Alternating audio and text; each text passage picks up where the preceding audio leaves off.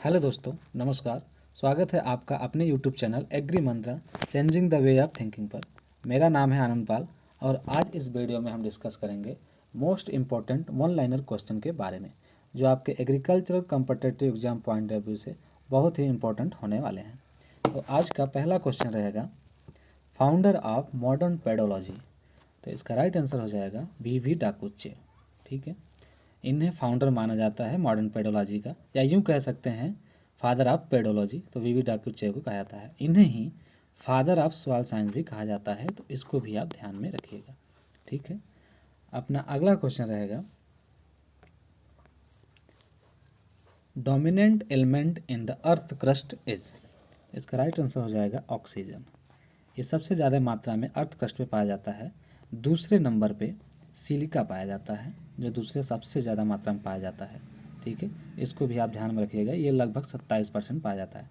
इसके अलावा अल्मुनियम को भी ध्यान में रखिएगा, तीसरे नंबर पर है, और जो कि मेटल फॉर्म में होता है। ये अल्मुनियम लगभग 8% पाया जाता है। ठीक है, तो इसको भी ध्यान में रखिएगा। अल्मुनियम जो होता है ये मेटल फॉर्म में होता है, और ये दोनों जो होते हैं वो नॉन मेटल में होते हैं। ऑक्सीजन और सिलिकॉन जो होते हैं नॉन मेटल होते हैं, इसको ध्यान में आप रखिएगा। ठीक है, अपना अगला क्वेश्चन रहेगा, which rocks are dominant in soil up to the 5 किमी ऑफ द अर्थ क्रस्ट। तो 5 किलोमीटर के रेंज में जो सॉइल पे सबसे ज़्यादा रॉक्स पाया जाता है वो होता है सेडिमेंट्री रॉक। तो इसको भी आप ध्यान में रखिएगा। जब होल क्रस्ट की बात की जाएगी तो उस पर इग्नियस रॉक सबसे ज़्यादा मात्रा में पाया जाता है, लगभग 95%। ठीक है, तो उसको भी आप ध्यान में रखिएगा। अपना अगला क्वेश्चन रहेगा, based on specific gravity quartz is belong to. तो स्पेसिफिक ग्रेविटी के आधार पर क्वार्ट्ज को क्लासिफाई किया जाता है लाइट मिनरल्स में। अब लाइट मिनरल क्या होते हैं, जिनका स्पेसिफिक ग्रेविटी लेस देन 2.85 होता है, उसे लाइट मिनरल के अंतर्गत रखते हैं। जब इससे ज़्यादा मात्रा में हो जाते हैं, यानी 2.85 किसी मिनरल की स्पेसिफिक ग्रेविटी हो जाती है, तो उसे हैवी मिनरल के अंतर्गत रखते हैं। ठीक है, इसको भी आप ध्यान में रखिएगा। क्वार्ट्ज के अलावा जो इसमें होते हैं, फेल्डस्पार भी लाइट मिनरल के अंतर्गत ही आता है, इसको भी आप ध्यान रखिएगा, फेल्डस्पार। ठीक है, अपना अगला क्वेश्चन रहेगा, carbon dioxide percentage in the soil air is. तो जो राइट आंसर रहेगा ये रहेगा 0.25%। ठीक है, इसको भी आप ध्यान में रखिएगा। एटमॉस्फेयर की बात की जाए तो एटमॉस्फेयर में लगभग 0.33% पाया जाता है, इसको भी आप ध्यान में रखिएगा। ठीक है, अपना अगला क्वेश्चन रहेगा, the most important chemical weathering process is. तो इसका राइट आंसर हो जाएगा हाइड्रोलाइसिस। अगर बात करें प्राइमरी मिनरल की, तो प्राइमरी मिनरल्स में भी सबसे ज़्यादा केमिकल वेदरिंग पाई जाती है हाइड्रोलाइसिस की। अगर सेकेंडरी में रहेगा, सेकेंडरी में पूछता है, तो उसमें हो जाएगा हाइड्रेशन। ठीक है, तो इसको भी आप ध्यान में रखिएगा। केमिकल वेदरिंग सबसे ज़्यादा जो होती है वो हाइड्रोलाइसिस द्वारा होती है। ठीक है, इसको भी आप ध्यान में रखिएगा। अपना अगला क्वेश्चन है, which factor is known as active soil forming factor. तो इसका राइट आंसर हो जाएगा क्लाइमेट एंड बायोस्फीयर। पैसिव में अगर बात की जाए,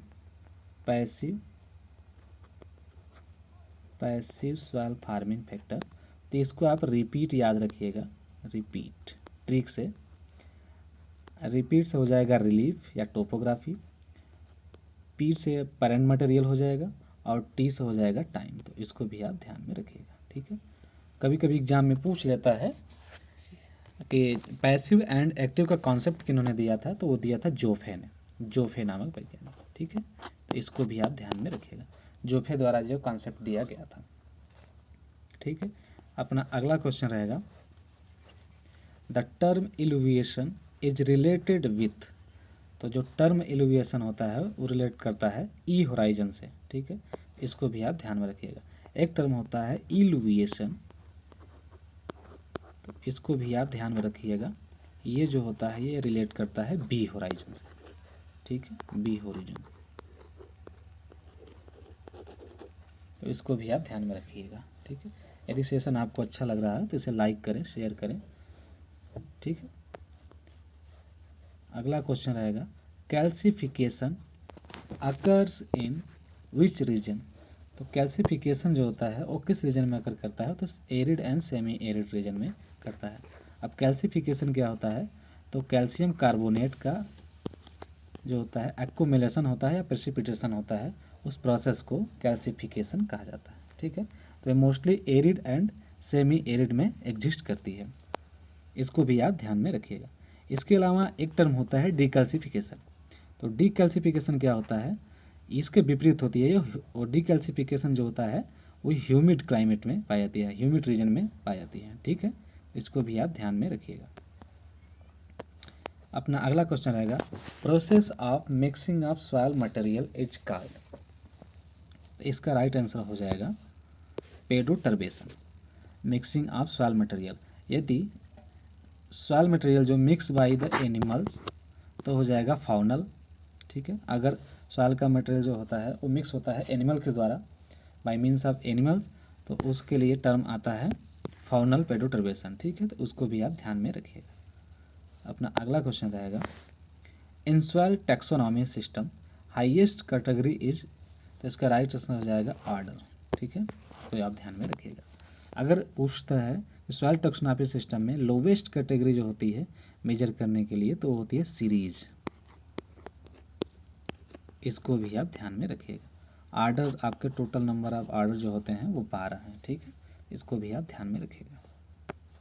अपना अगला क्वेश्चन रहेगा, which soils covers largest area in the country, तो सबसे ज़्यादा जो पाई जाती है सॉइल कंट्री में अपने अलुवियल सॉइल पाई जाती है।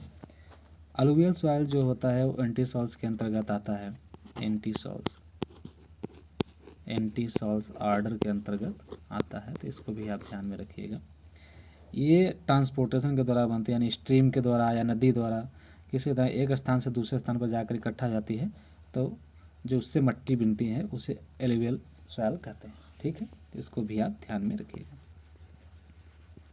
अपना अगला क्वेश्चन रहेगा, in soil definition the concept of soil is a dynamic natural body was given by, तो जो कॉन्सेप्ट है soil is a dynamic natural body, ये कॉन्सेप्ट अपने डिफिनीशन में किन्होंने दिया था, तो वो दिया था बैकमैन एंड ब्रैडी ने। ठीक है, इसको ध्यान में रखिएगा। और वीवी डाकुचे जी ने जो दिया था वो दिया था soil is a natural body. ठीक है, तो इसको भी आप ध्यान में रखिएगा, वीवी डाकुचे, इसको भी आप ध्यान में रखिएगा, soil is a natural body. ठीक है, वो कॉन्सेप्ट दिया था वीवी डाकुचे।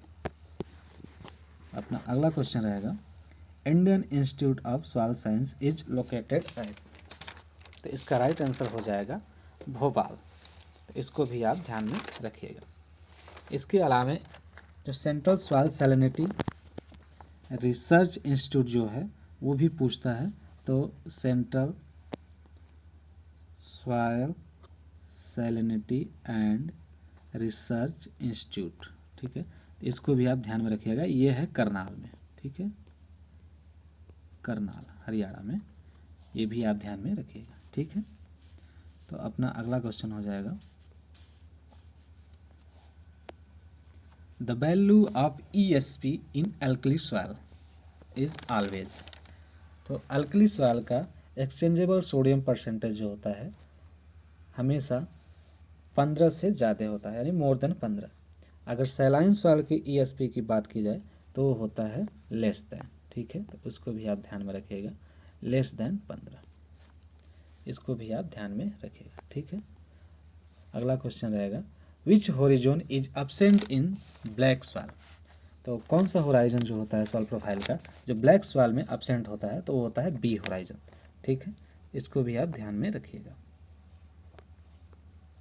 अगला क्वेश्चन रहेगा, bench terraces are constructed for the area having land slope, तो इसका राइट आंसर हो जाएगा 16 से 33%। ठीक है, इसके अलावा एग्रोनॉमिकली के लिए जो एग्रोनॉमिकल प्रैक्टिसेस होती हैं वहाँ पे जो मेजर किया जाता है या लैंड स्लोप रखा जाता है वहाँ पे रखा जाता है लेस देन 2%। ठीक है, एग्रोनॉमिक,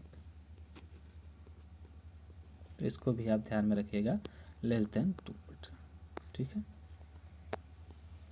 अपना अगला क्वेश्चन रहेगा, according to ISSS the size of clay particles is, less than 0.002 mm, ठीक है। इसको भी आप ध्यान में रखिएगा, जनरली यहीं पूछा भी जाता है, ठीक है। तो अपना अगला क्वेश्चन रहेगा the best soil structure for agriculture. इसका राइट आंसर हो जाएगा ग्रेनुलर, ठीक है, ग्रेनुलर जैसा कि दिया भी है। और एक होता है क्रम्बी, अगर ऑप्शन में क्रम्बी दिखे तो ये दोनों जो माना जाता है बेस्ट माना जाता है एग्रीकल्चर कल्टीवेशन के लिए, प्रैक्टिसेस के लिए सबसे बेस्ट स्ट्रक्चर, ठीक है। अपना अगला क्वेश्चन रहेगा sediment transported and deposited by gravity. तो इसका राइट आंसर हो जाएगा कोलोबियम, ठीक है, कोलोबियम हो जाएगा, ठीक है। इसके अलावा sediment transported and deposited by the water, अगर वाटर के द्वारा ये प्रक्रिया हो रही है तो उसको कहा जाता है अलूवियल, ठीक है। तो इसको भी आप ध्यान में रखिएगा। सैंड और सिल्ट के द्वारा भी जो ट्रांसपोर्टेशन होता है हवा में, जो मेनली सिल्ट के द्वारा होता है, उसको कहते हैं लॉस, ठीक है। उसको भी आप ध्यान में रखिएगा, ये लॉस, ठीक है। ये सिल्ट के द्वारा जनरली होता है, transported and deposited by the air in case of silt, ठीक है। तो इसको भी आप ध्यान में रखिएगा। अपना अगला क्वेश्चन रहेगा cracking problem is most occur in which soil. इसका राइट आंसर हो जाएगा ब्लैक सॉइल। ब्लैक सॉइल में एक प्रॉपर्टी पाती है श्रिंक एंड स्वेल, उसको भी आप ध्यान में रखिएगा। जब मिट्टी या सॉइल वेट होती है तो वहाँ पे स्वेल करती है, जिससे दरारें जो होती हैं उसमें सॉइल में पड़ी होती दरारें होती हैं वो मिट जाती हैं। जब जो सॉइल होती है वो ड्राई होती है तो वो दरारें फिर से आ जाती हैं, उसी को श्रिंक एंड स्वेल प्रक्रिया कही जाती है। तो ये मोस्टली ब्लैक सॉइल में पाया जाता है। और ब्लैक सॉइल जो होता है वो वर्टिसॉल्स के अंतर्गत आता है। वर्टिसॉल्स जो आर्डर वर्टिसॉल्स है उसके अंतर्गत इस सॉइल को कैटेगराइज किया गया है, ठीक है। तो इसको भी आप ध्यान में रखिएगा।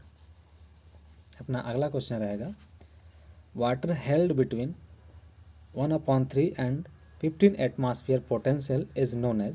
तो ये हो जाएगा राइट आंसर इसका अवेलेबल वाटर, ठीक है। इसको भी आप ध्यान में रखिएगा। 1/3 पे होता है फील्ड कैपेसिटी और 15 एटमॉस्फेयर जो पोटेंशियल होता है वो होता है परमानेंट विल्टिंग पॉइंट। तो इसको भी ध्यान रखिएगा। इस बीच जो वाटर हेल्ड करता है उससे अवेलेबल वाटर कहते हैं, ठीक है। तो आज का लास्ट क्वेश्चन था ये, और आई होप आपको ये सेशन अच्छा लगा हो। अगर अच्छा लगा हो तो इसको लाइक करें, शेयर करें और सब्सक्राइब करें। Thank you so much.